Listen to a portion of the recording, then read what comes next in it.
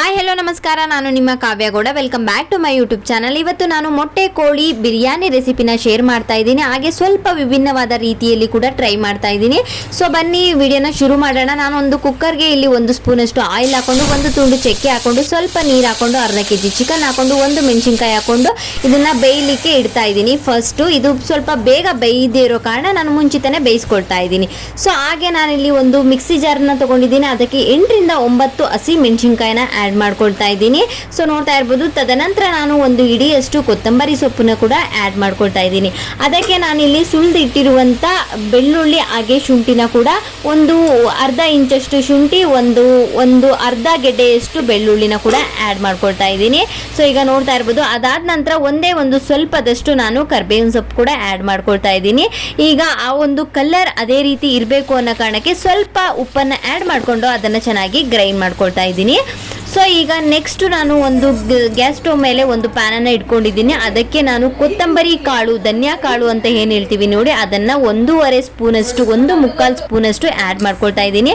ಈಗ 1 ತುಂಡಷ್ಟು ಚಕ್ಕೆ, ಹಾಗೆ 5 ರಿಂದ 6 ಮೆಣಸು, ಹಾಗೆ 4 ರಿಂದ 5 ಲವಂಗ ಆ್ಯಡ್ ಮಾಡಿಕೊಂಡು, ಹಾಗೆ 1 ಚಕ್ರ ಮೊಗ್ಗು, ಹಾಗೆ 1 ಏಲಕ್ಕಿ, 1 ಮರಾಠಿ ಮೊಗ್ಗುನ ಕೂಡ ಆ್ಯಡ್ ಮಾಡ್ಕೊಳ್ತಾ ಇದ್ದೀನಿ.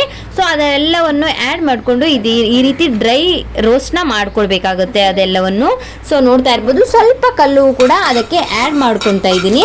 ಆ್ಯಡ್ ಮಾಡಿಕೊಂಡು ಈ ರೀತಿ ಡ್ರೈ ಆಗಿ ನಾನು ಅದನ್ನು ಸ್ವಲ್ಪ ರೋಸ್ಟ್ನ ಮಾಡ್ಕೊಳ್ತಾ ಇದ್ದೀನಿ, ಫ್ರೈ ಮಾಡ್ಕೊಳ್ತಾ ಇದ್ದೀನಿ.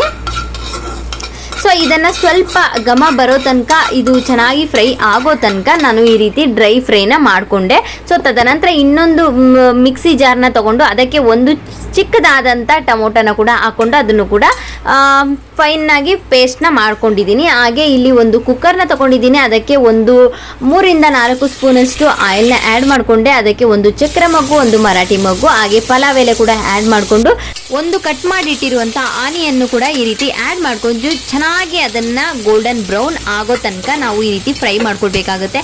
ಬಿರಿಯಾನಿಗೆ ಚೆನ್ನಾಗಿ ಅದು ರೋಸ್ಟ್ ಆಗೋ ತನಕ ನಾವು ಫ್ರೈ ಮಾಡಿಕೊಂಡ್ರೆ ಅದು ಟೇಸ್ಟು ಕೂಡ ಇನ್ನೂ ಎನ್ಹಾನ್ಸ್ ಆಗುತ್ತೆ ಅಂತಲೇ ಹೇಳ್ಬೋದು. ಸೊ ಆನಿಯನ್ನ ಈ ರೀತಿ ಗೋಲ್ಡನ್ ಬ್ರೌನ್ ಕಲರ್ ಆಗೋ ತನಕ ಚೆನ್ನಾಗಿ ಫ್ರೈ ಮಾಡ್ಕೊಳ್ಬೇಕಾಗುತ್ತೆ. ಸೊ ಈಗ ನಾನು ಏನು ಬೇಯಿಸಿ ಇಟ್ಟಿದ್ದೆ, ನಾನು 3 ರಿಂದ 4 ವಿಷಿಲ್ನ ಹಾಕಿಸ್ಕೊಂಡು ಸಪ್ರೇಟಾಗಿ ಅದನ್ನು ಬಾಯ್ಲ್ ಮಾಡ್ಕೊಂಡಿದ್ದೆ ಈ ಒಂದು ಚಿಕನ್ನ. ಸೊ ಇದು ಮೊಟ್ಟೆ ಕೋಳಿ ಚಿಕನ್ ಆಗಿರೋದ್ರಿಂದ ಅದು ಸ್ವಲ್ಪ ಬೇಯೋದು ತುಂಬ ಟೈಮ್ ತಗೊಳುತ್ತೆ ಅಂತಲೇ ಹೇಳ್ಬೋದು.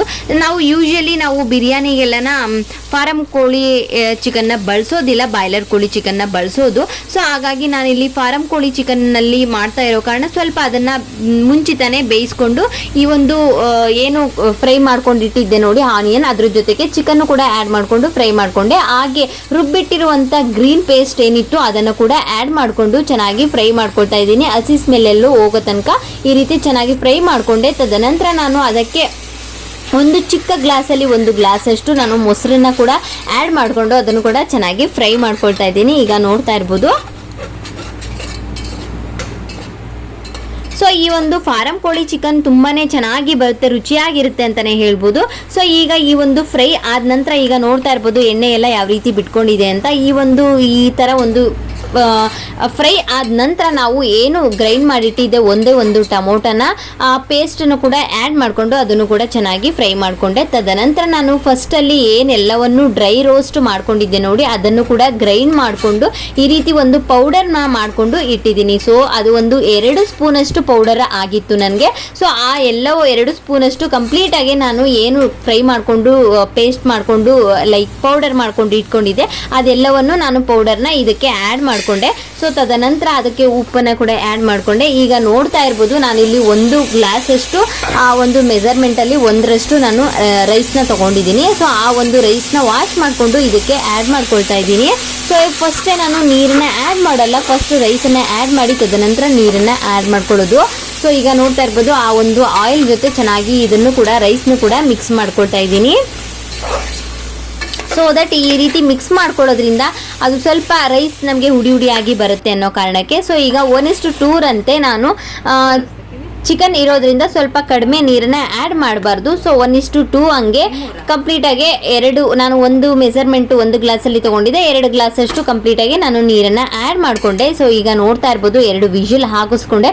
2 ವಿಷಿಲ್ ಬಂದ ನಂತರ ತುಂಬಾ ಚೆನ್ನಾಗಿ ಕರೆಕ್ಟ್ ಕನ್ಸಿಸ್ಟೆನ್ಸಿಲಿ ರೈಸ್ ಆಗಿರ್ಬೋದು, ಉಡಿ ಉಡಿಯಾಗಿ, ಚಿಕನ್ ಆಗಿರ್ಬೋದು ಎಲ್ಲವೂ ನೀಟಾಗಿ ಬೆಂದಿತ್ತು, ಕುಕ್ ಆಗಿತ್ತು ಅಂತಲೇ ಹೇಳ್ಬೋದು. ತುಂಬಾ ರುಚಿಯಾಗಿ ಕೂಡ ಬಂದಿತ್ತು, ತುಂಬಾ ಚೆನ್ನಾಗಿ ಕೂಡ ಬಂದಿತ್ತು. ಸೊ ಈ ಒಂದು ವಿಧಾನದಲ್ಲಿ ನೀವು ಕೂಡ ಒಂದ್ಸಾರಿ ಟ್ರೈ ಮಾಡಿ. Thank you for watching this video.